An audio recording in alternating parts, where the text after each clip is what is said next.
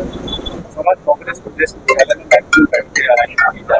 संगठन संगठन कार्यक्रम के बारे में क्या चर्चा की जा रही है, क्या परिवर्तन किया जा रहा है? आज की बैठक संगठन के सृजन के संबंध में बहुत महत्वपूर्ण बैठक है, जिसको स्वयं हमारी प्रदेश की प्रभारी आदरणीय शैलजा जी इसको इसकी अध्यक्षता कर रही है। सफल जी भी आए हुए हैं और सभी कांग्रेस के हमारे प्रदेश के वरिष्ठ नेतागण इसमें शामिल हैं।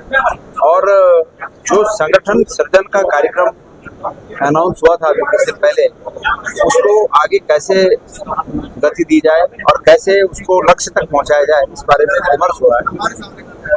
एआईसीसी से ऑब्जर्वर्स तय हो गए हैं, पीसीसी से ऑब्जर्वर्स तय हो गए हैं, तो अब इसको कैसे आगे बढ़ाया जाए इस पर चर्चा हो। सर, आप दिवाली भी गए थे,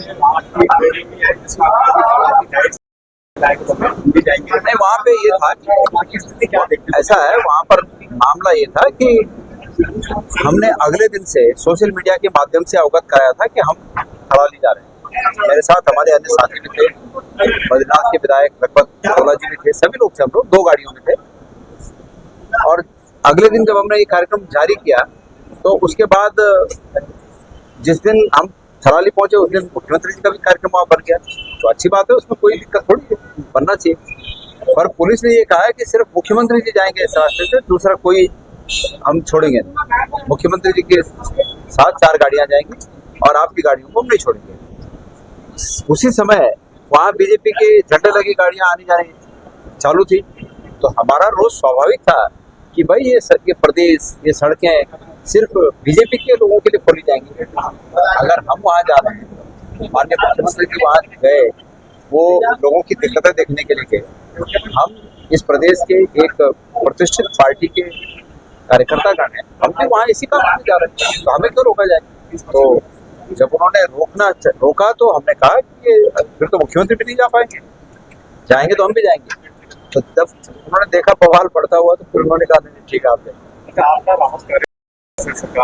अगर आप मुझे पूरा सुन सकें 2-3 मिनट और अपने चैनल पे दिखा सके, तो मैं सरकार को रास्ता बताना चाहता हूँ। क्या मजबूरी है वहाँ मुख्यमंत्री जी के? अगर रुक जाते मुख्यमंत्री, बोलते कि मैं यहीं रुकूंगा जब तक तुम्हारे घर साफ नहीं हुए, जब तक तुम्हारे रास्ते नहीं बने, मैं रुकूंगा यहाँ। और 4 डिवीजन पीडब्ल्यूडी के डिवीजनों के एक्शनों को बोलते कि गाड़ियों में लेबर भर के लाओ यहाँ, और 2 दिन मैं यहीं रुकूंगा जब तक सबके घर साफ नहीं होंगे, सब रास्ते साफ नहीं होंगे, बिजली और पानी के कनेक्शन नहीं लग जाएंगे, मैं जाऊंगा नहीं तब से यहाँ।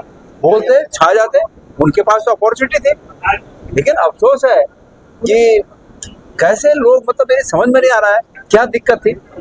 लोगों ने कहा आगे चलो, बोले नहीं जाऊंगा, फिर उसके बाद लोगों ने घेराव करके, क्या दिक्कत थी? बोलते कि यहाँ आगे चलने की बात कर रहे हो तुम, मैं यहीं रुकूंगा।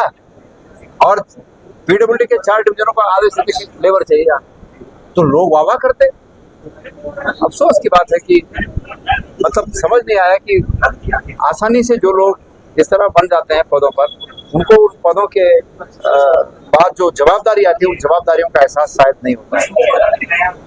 इस प्रदेश की जनता ने किसी बहाव में बह के, भावनाओं में बह के, बाद में बह के इस प्रदेश की सरकार बना दी, और इस सरकार में बने हुए मुख्यमंत्री और मंत्री इसीलिए इस तरह का व्यवहार इस प्रदेश की जनता से करते हैं।